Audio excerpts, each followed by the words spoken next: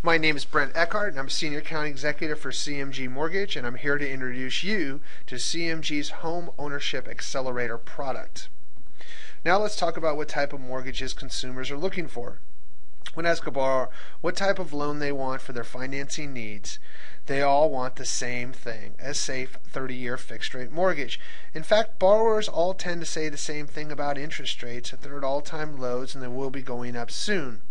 Well, do you know what I find funny about a 30-year fixed-rate mortgage? First, the 30-year fixed-rate mortgage was invented, ironically, in the 1930s. In fact, in the last 80 years, the loan has not changed. Let me ask you a question. Do you know of anything in America that was invented in the 1930s that has not been improved upon in the last 80 years? Do you know the reason it is still used to this day? Profits for the banks. A 30-year fixed-rate loan is the longest term offered by most banks and therefore the highest interest charged. In other words, longest term equals most amount of interest paid to the banks. The average interest charge for a 30-year fixed-rate mortgage is 100% of the principal balance. Most people have no idea. In fact, if you get a really good rate on a 30-year fixed-rate conforming loan at 4.5%, your interest charge over 30 years is 82% of the original loan balance. That is crazy. But imagine if you got a really good jumbo rate at 5.375. In that case, your interest charge is 102% of the principal balance. Example, rate of 5.375 carries a finance charge of $1,015,897. Amount financed was only $1 million. That means total payments will equal $2,015,897. This is ludicrous. Over $1 million in interest? Does anybody really want to pay that much interest? Do you want to know what is even crazier than the total interest charge on a 30-year fixed-rate mortgage? First, let's be clear. Virtually everyone in a 30-year fixed-rate mortgage will refinance or sell their property well before the 30-year term. In fact, the average borrower refinances or sells their property within 3 to 5 years. Banks know this and even plan for it. During the first 5 years of a 30-year fixed-rate mortgage, the borrower will pay up to 25% of the total interest charge. I repeat, in the first 5 years, the borrower pays on the amortization schedule 25% of the total interest charge. If you have a home loan for $1 million at 5.375, your payment is $55.99 per month. Total payments of $55.99 per month times 60 months equals $335,982. Principal reduction over 5 years is only $76,937, but the interest charge is $259,000. In 5 years, the borrower has paid $77,000 in principal reduction and almost $260,000 in interest. Let's say someone stays in their 30-year fixed-rate mortgage. Do you know when the borrower's payments will equal 50% interest and 50% principal? Not until the 17.2-year mark. That's right. You would have to pay your monthly payment for over 17 years before your payment is going towards principal and interest equally. Every payment prior goes to paying more interest than principal. The bigger problem is that generally no one stays in a loan for 17 years. In fact, it is estimated that 80% of all Americans who can refinance have in the last 2 years. Do you know of anyone who has been in a loan for 17 years? I don't. Now, let me ask you, how do other countries lend money for real estate financing? Further, what are other countries' banking models compared to the U.S.? First, let's look at the U.S. banking model. Let's assume that you have a mortgage with an interest rate between 4.5% and 5.5%. You also have a checking account that's earning you around 1%. Now let's look at a typical borrower. If a borrower has a $500,000 mortgage with an interest rate of 4%, their monthly interest payments will be $1,667. Let's also assume the borrower has $100,000 in his checking account and it's earning him 1%. In other words, the bank pays this customer about $83 per month on their checking account. Therefore, if you take what the borrower makes, the $83 per month, from the bank and subtract their monthly mortgage cost of $1,667, the borrower in effect is paying the bank net interest costs of $1,583. Now let's take a look at Great Britain's offset account.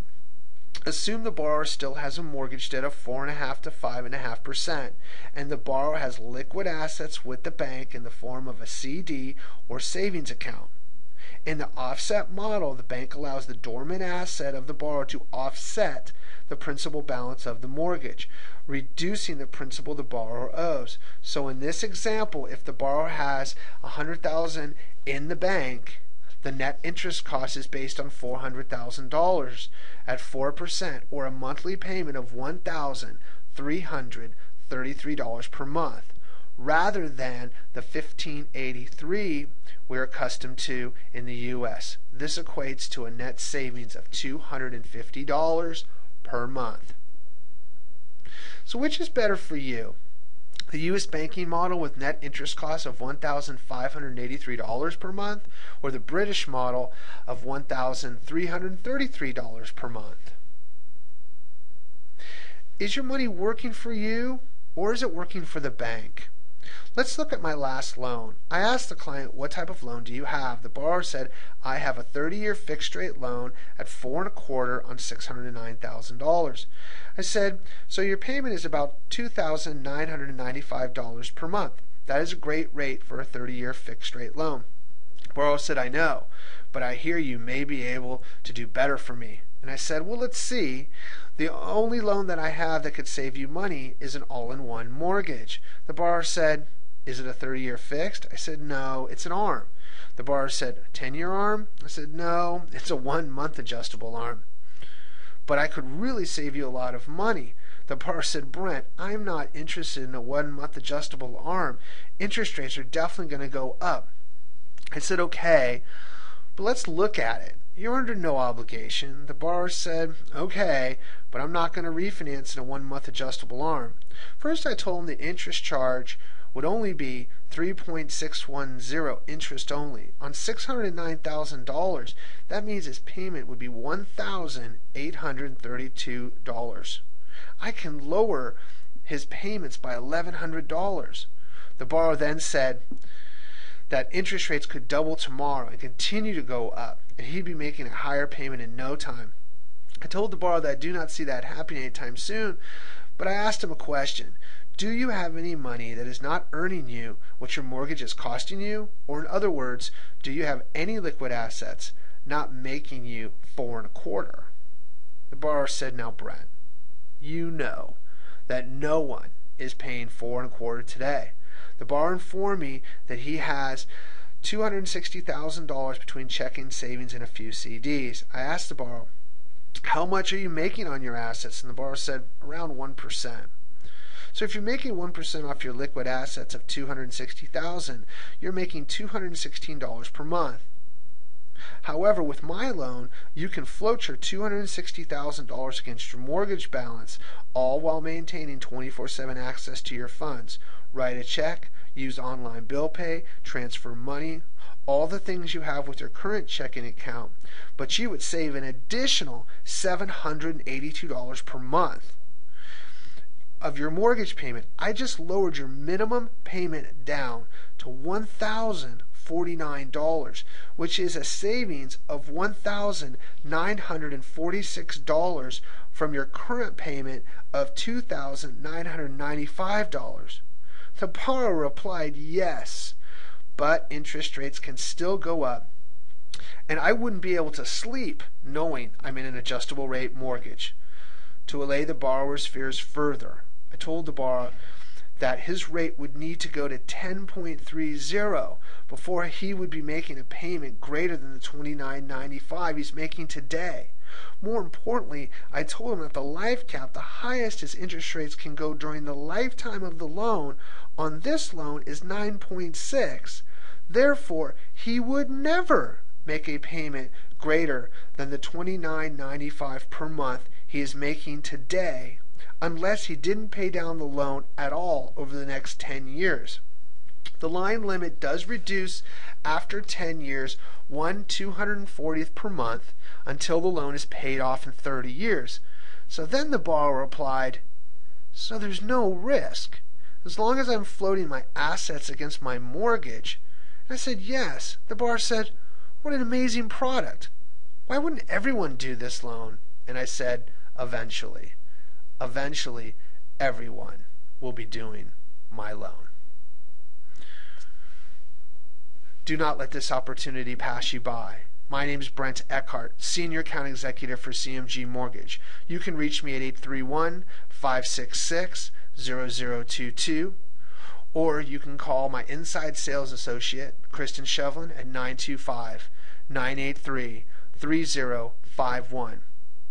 Or you can always reach us by email at ask, that's ASK, at cmgmortgage.com. Thank you for your time, and I look forward to working with you all.